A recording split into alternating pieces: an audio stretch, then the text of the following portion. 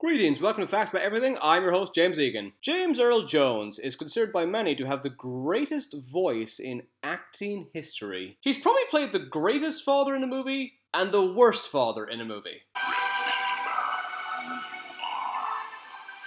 You are my son, and the one true king. If you will not turn to the dark side, then perhaps she will. But despite his powerful voice, would you believe that there was a time where James Earl Jones had a speech impediment? He had a stutter that was so bad that he did not speak for 8 years. As a teenager, he was so insecure about stuttering, he chose to become a selective mute. He didn't speak to his parents, his family, his friends, his neighbors, not even at school. He was such an exceptional student that the teachers allowed him to be mute and answer all the questions in writing. The teachers were wowed by his poetry and told him, "You have to read this out loud because this is incredible." Because he hadn't spoken for so long, it put a lot of pressure and tension on his jaws and vocal cords, so that when he spoke for the first time in 8 years, this monstrous, booming voice came out of him. Shortly after, he fell in love with acting, and his life was changed forever. However, it still affects him to this day. He has developed techniques to prevent his stutter from returning. And that is the first fact about James Earl Jones. Let's dive in.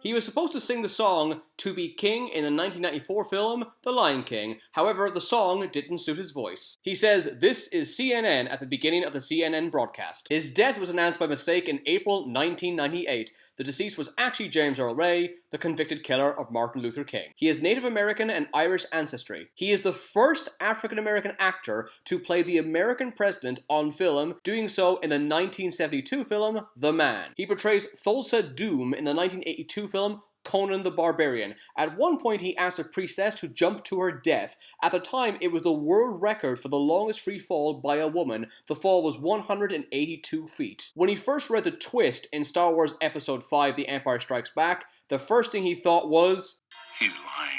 he was the only actor to know the twist of the film prior to filming. Mark Hamill only learned the twist of the film moments before he shot the scene. He was not credited for Star Wars or Star Wars The Empire Strikes Back. Part of him worried that he contributed very little to the character, and so felt like he wasn't entitled to be credited. Also, some of his friends told him not to be credited because he didn't want to be typecast in sci-fi, which before the release of Star Wars was considered a B-list genre. Ironically, not only is Vader's voice considered to be the most defining feature of the character, he is often considered to be the greatest villain in movie history. James Earl Jones has never met Dave Prowse, who plays the physical character Darth Vader. The director of The Lion King, Rob Minkoff, had to stand in for Mufasa before James Earl Jones recorded his lines. According to the crew, Minkoff does an incredible impression of Jones. In The Lion King, Simba's parents are played by James Earl Jones and Madge Sinclair. They played a married couple in the film Coming to America. He'd actually worked with Madge Sinclair 5 times. If James Earl Jones wasn't cast in Mufasa, the role would have gone to Sean Connery or Liam Neeson. Although he's never won a Best Acting Oscar, he was nominated once in 1971 for his role in The Great White Hope. He did receive an honorary award in 2012. A lot of people don't remember that he was in Dr. Strangelove in 1964. It was his film debut.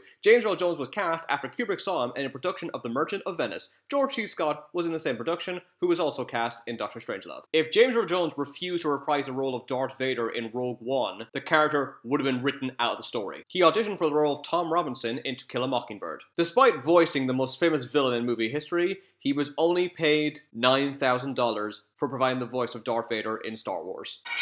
James Earl Jones plays a man who is passionate about baseball in Field of Dreams and The Sandlot Kids. In real life, James Earl Jones hates baseball. And finally, he was the first famous person to appear on Sesame Street. 6,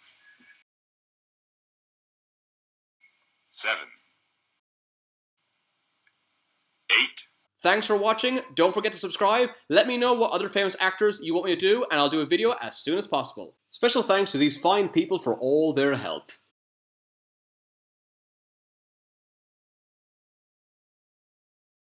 Be sure to subscribe to Facts About Everything. Follow me on Twitter for updates on upcoming videos. Check out my Facebook page to let me know what subjects you want me to talk about in the future. Thanks for watching, see you again.